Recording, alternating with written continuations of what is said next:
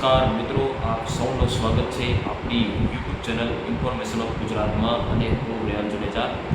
આજે આપણે આ વિડીયોમાં ગુજરાતમાં માવઠાની શક્યતા જે લાગી રહી છે, જે ઘણા સોશિયલ મીડિયા ચેનલ અને જે આપણા જે સમાચાર છે એના ઉપર તમને સાંભળવા મળ્યું હશે કે 5 તારીખથી લઈ અને 10 તારીખની વચ્ચે ગુજરાતના ભાગોમાં માવઠારૂપી વરસાદનો કહેર જોવા મળી શકે છે. અને એમાં પણ તમને સાંભળ્યું છે કે ઉત્તર ગુજરાત અને કચ્છના ભાગોમાં થોડો વધારે માવઠાનો જોખમ છે એ જોવા મળી રહ્યો છે. એવી તમે આ વાતો સાંભળતા હશો. તો આજે આપણે વાત કરી રહ્યા છીએ કે શું માવઠું થઈ રહ્યું છે, કે શું આ હકીકત છે કે માવઠાની શક્યતા કયા વિસ્તારોમાં વધુ છે અને કયા વિસ્તારોમાં માવઠાની શક્યતા ઓછી છે, એ આપણે બધું આ વિડીયોમાં ડિટેલ બતાવીશું. તો હજુ સુધી આ ચેનલને સબસ્ક્રાઈબ ન કરી તો ઇન્ફોર્મેશન ઓફ ગુજરાતને આ વિડીયો સારો લાગે તો વિડીયો લાઈક કરી અને આ ચેનલને સબસ્ક્રાઈબ કરી અને વધુમાં વધુ ગ્રુપમાં શેર કરો, જેથી અન્ય મિત્રોને પણ આ માહિતી પહોંચી શકે અને અન્ય મિત્રો પણ આપણા જે વેધર પ્રિડિક્શનને એના ઉપર કામ કરે. તો શું લાગી રહ્યું છે? મારા અંદાજ પ્રમાણે 10થી લઈ અને 13 તારીખ વચ્ચેનો સેશનનો આપણે આજે કાર્યક્રમ રજૂ કરવાના છે કે 3થી લઈ અને 13 તારીખ વચ્ચે કેવું ગુજરાતમાં વાતાવરણ જોવા મળશે અને કયા વિસ્તારોમાં વધુ માવઠાની શક્યતા લાગી રહી છે. તો સૌપ્રથમ તો આપણે વાત કરીએ અગર તો હાલની સ્થિતિ પ્રમાણે એવું જોવા મળી રહ્યું છે, ઘણા મોડલોમાં હજુ પણ ફેરફાર સંભવ છે, હજુ ઘણો ફેરફાર જોવા મળશે, કારણ કે હજુ પણ 2થી લઈને 3 દિવસ સુધીનો સમયગાળો બાકી રહ્યો છે. તો હજુ પણ એમાં ફેરફાર થવાની શક્યતા પૂરેપૂરી લાગી રહી છે. તો અત્યારની સ્થિતિ પ્રમાણે જોવા જઈએ તો માવઠાની શક્યતા છે ઉત્તર ગુજરાતથી લઈ અને કચ્છ અને સૌરાષ્ટ્રના જે પશ્ચિમ ભાગો છે એમાં હાલ એવી શક્યતા છે કે આ વિસ્તારોમાં માવઠાનો જોખમ છે તો વધારે જોવા મળી શકે.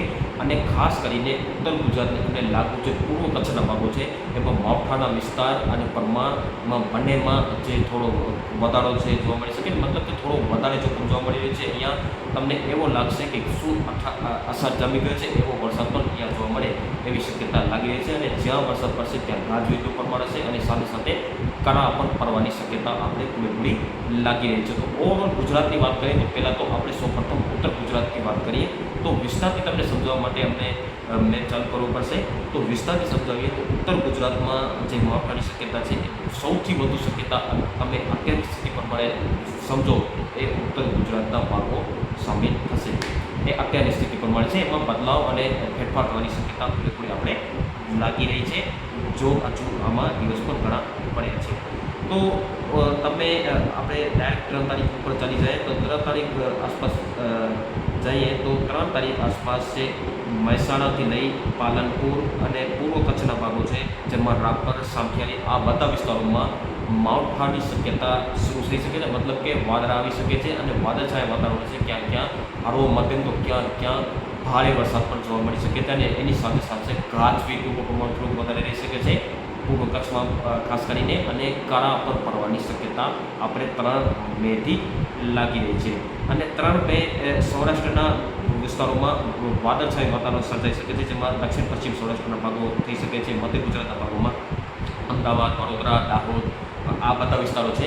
આ બધા વિસ્તારોમાં વાદળછાયું વાતાવરણ જોવા મળી શકે છે અને એકંદોકો વિસ્તારોમાં છાંટછૂટ થઈ શકે છે. પરંતુ ઉત્તર ગુજરાત અને પૂર્વ કચ્છના ભાગોમાં બહુ સારી શક્યતા દેખાઈ રહી છે અને ખેડૂતોને આંશિક નુકસાન થવાની પણ શક્યતા આપણે લાગી રહી છે. તો રાધનપુરથી લઈ અને જે બનાસકાંઠાના ભાગો છે અને જે થરાદ છે આ બધા વિસ્તારો છે, આ વિસ્તારોમાં પાલનપુર આ વિસ્તારોમાં ભારે માવઠું જોવા મળી શકે છે. હળવોથી લઈ મધ્યમ તો એકંદકો વિસ્તારોમાં ભારે વરસાદ પણ જોવા મળી શકે છે. 3 તારીખની વાત કરી રહ્યા છે.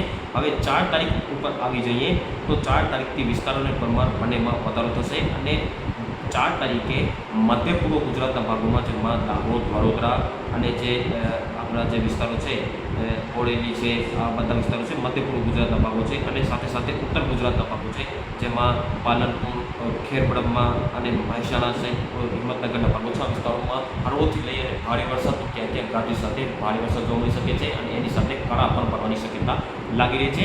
4 તારીખે પણ પૂર્વ કચ્છના ભાગોમાં વરસાદની એક્ટિવિટીઝ છે એ આંશિક પ્રમાણે ચાલુ રહેવાની શક્યતા છે. અને બાકી પણ સૌરાષ્ટ્રના બાકી વિસ્તારો છે અને જે દક્ષિણ ગુજરાતના બાકી વિસ્તારો છે એમાં પણ વાદળછાયું વાતાવરણ છે, છાંટછૂટ જોવા મળે એવી શક્યતા હાલ આપણે કરીને ચાલુ. મુખ્યતઃ દિવસ આવી રહ્યો છે. હવે જોજો 5 તારીખથી મુખ્ય માવઠાની શક્યતા લાગી રહી છે.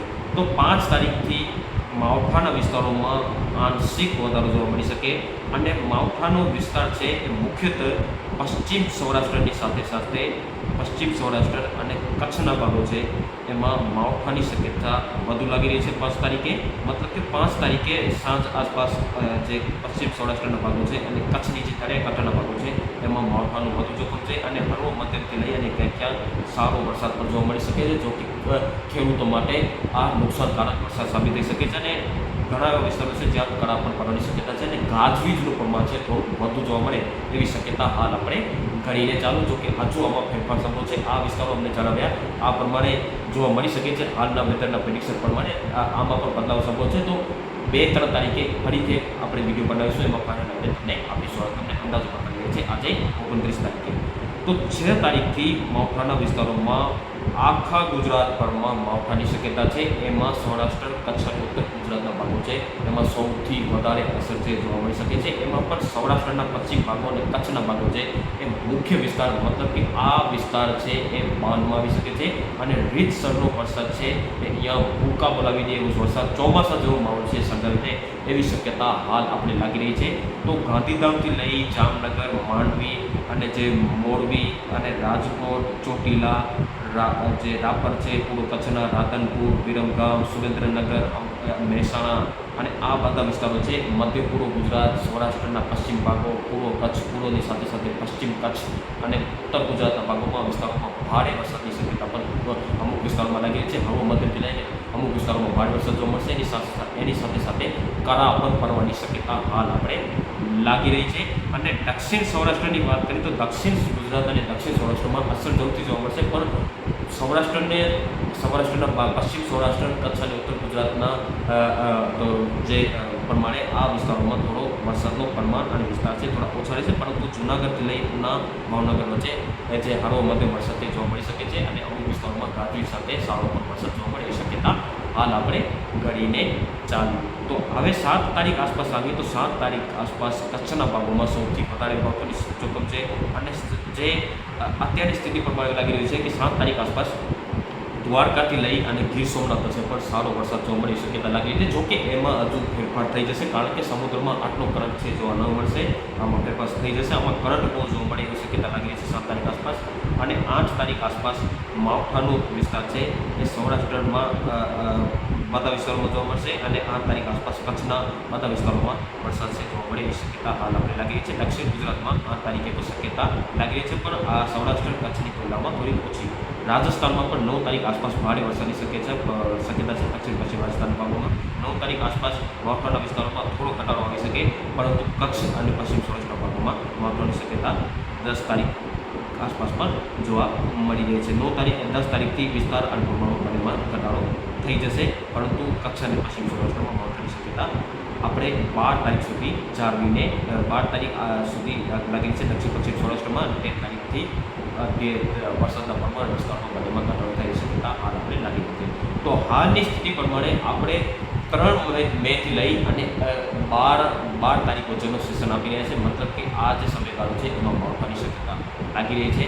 જો કે હજુ પણ આમાં વિસ્તારમાં ફેરફાર થશે, માવઠું ચોક્કસથી જોવા મળશે આવે, પણ વિસ્તાર થોડાક બદલી શકે છે. માવઠાની શક્યતા હવે ગુજરાત ઉપર 70થી લઈ અને 80% સુધી માંડીને ચાલુ કે ગુજરાત પર માવઠું આવી રહી છે.